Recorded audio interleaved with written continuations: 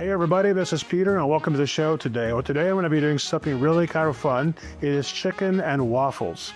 Now, many of you, like me, have been to restaurants that serve chicken and waffles, and quite frankly, I can't believe the money they charge for chicken and waffles. Doesn't make a lot of sense to me. But today I'm going to show you how to do this very, very easily using the Ninja Combi. You ready? Me too. Let's go.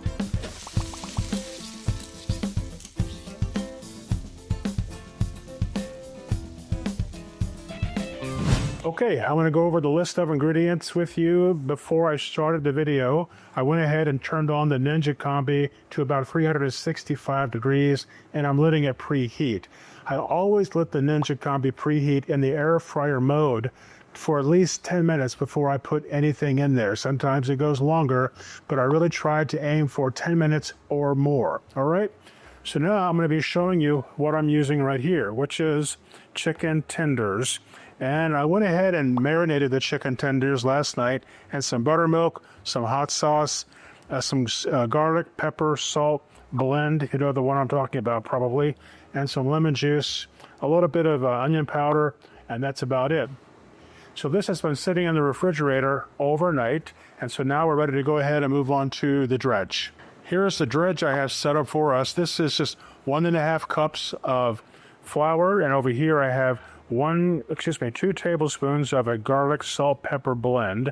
Over here I have a 1/4 teaspoon of onion powder, 1 teaspoon of Lawry seasoning salt, 1 teaspoon of paprika, and then over here I have 2 teaspoons of ranch dressing. You can't see that very well, but it's in there. And then here in the middle I have 1 teaspoon of good old MSG. Now some of you don't like MSG. It's commonly called accent in the store, but I like it, and recent reports have shown it kind of rebuffed the old information about MSG being bad for you. I don't use it enough to even worry about it, but it tastes really good on fried chicken. It really boosts that flavor up a notch. Okay, now I'm going to go ahead and just use the fork and stir all these things together. Now you got to use seasoned flour in addition to the marinated chicken. Okay, got all that mixed up together. Okay, I have my flour dredge ready to go. I've set aside here a metal sheet tray with a rack, and so I'm going to be putting the breaded chicken onto the rack over here. So let's go ahead and do this, and let me show you something that's really important to do with chicken. You want to make sure that you not only move the flour over the chicken, but you really want to compress that chicken, and make sure you get all that flour onto the chicken. You don't want any wet spots. That's really critical. So you can go ahead and shake off any excess, but I do see a couple of wet spots, so I'm just going to go ahead and do that again. If you do this, you will have much better results in the air fryer with the fried chicken. So again, move the flour over the chicken, cover it well, and then compress.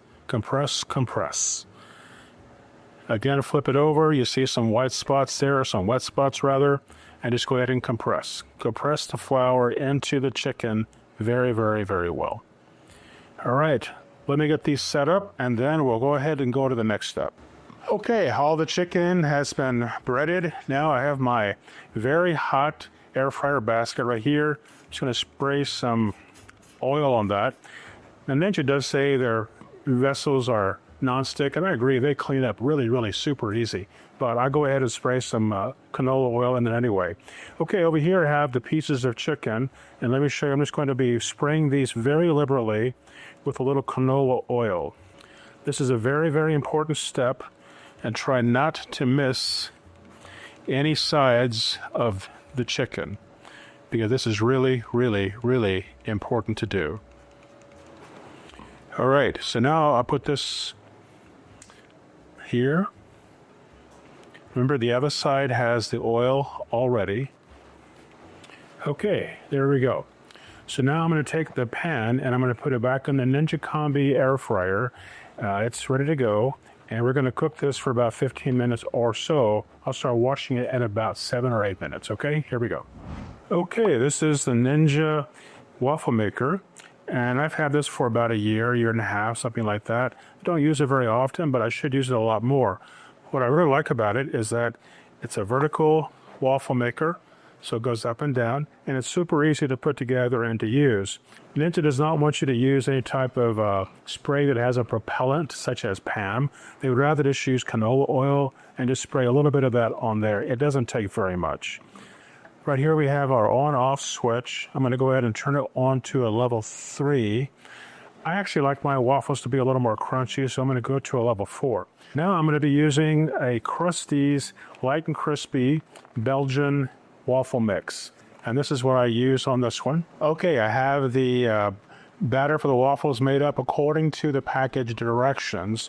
And now I'm just going to be pouring in about 1 cup of the batter into here.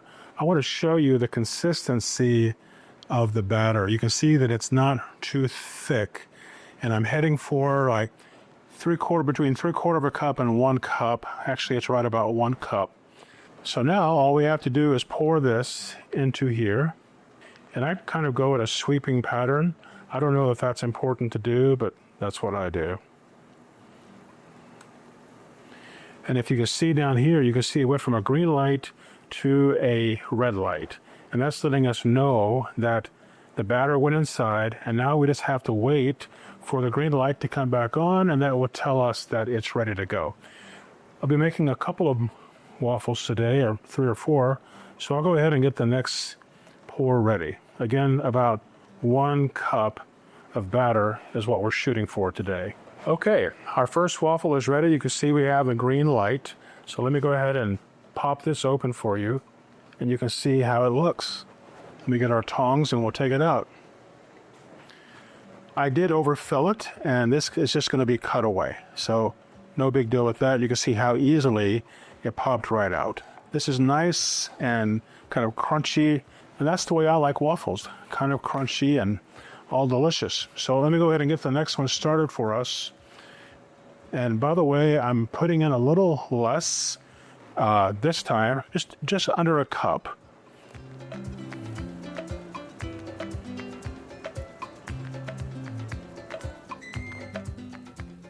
All right, next one's off of the races. The chicken just finished, heard the beep. And so now I'm going to go back and pull that chicken off and show you that. Here we have the chicken. Looks really good. These are chicken tenders. Okay, the second waffle is done. As you can tell, it looks as good as the first. Okay, let me get all this plated up, come back and show you the end result. It smells fantastic and it looks even better. So be right back.